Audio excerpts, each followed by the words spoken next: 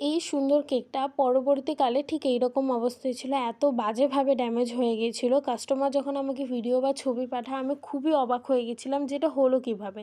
যাই হোক, যারা আমার ভিডিও নতুন দেখছো তাদেরকে বলে রাখি, আমি সুবর্ণা, আমি উত্তরপাড়া থেকে একটা ছোট্ট হোম বেকারি চালাই।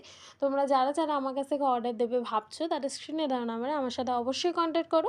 আর আমি হাওড়া টু ব্যান্ডেল পর্যন্ত station two station free delivery করে থাকি।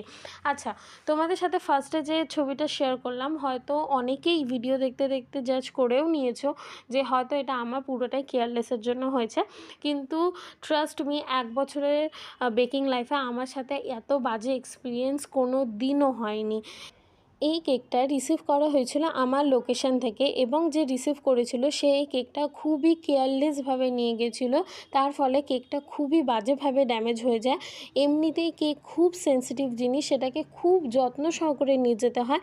কিন্তু ইনফ্যাক্ট বাক্সটা দেখার পর আমি দেখেই বুঝতে পেরেছি এটা খুব কেয়ারলেসভাবে নিয়ে যাওয়া হয়েছে। কারণ সত্যি বলতে বাক্সের প্লাস্টিক ফাটা, বাক্স ফাটা, মানে মনে হচ্ছিল দুমড়ে মুচড়ে ব্যাপারটাকে নিয়ে যাওয়া হয়েছে, যেন একটা খাবার প্যাক করে নিয়ে যাওয়া হচ্ছে, কেক যেন নিয়ে যাওয়া হচ্ছে না। তো যাই হোক, যখন কাস্টমার আমাকে পিকচারটা পাঠায় আমি তখন বাইরে ছিলাম। তো আমার ছোট বোনই হবে, আমার থেকে ছোট। তো সে আমাকে বলে, দিদি একটু চেষ্টা করো না এটা একটু ঠিক করে দেওয়ার।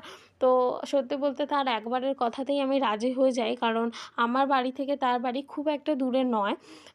আমার বাড়ি মাখলায় আর তার বাড়ি হলো উত্তরপাড়ায়। তো যেহেতু আমার পক্ষে সেটা পসিবল, তো সেক্ষেত্রে আমি চেষ্টা করি যে এটা আমি আবার রিক্রিয়েট করে দেওয়ার।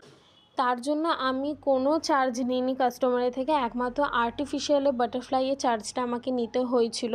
আমি প্রথম থেকে সব ক্রিম উঠিয়ে আবার আমি রিক্রিয়েট করে দিই। তো যাই হোক, তোমরা অবশ্যই জানাবে তোমাদের কাছে এই কেকটা কেমন লেগেছে। চলো আজকের জন্য টাটা, দেখা হবে নেক্সট ভিডিওতে, বাই।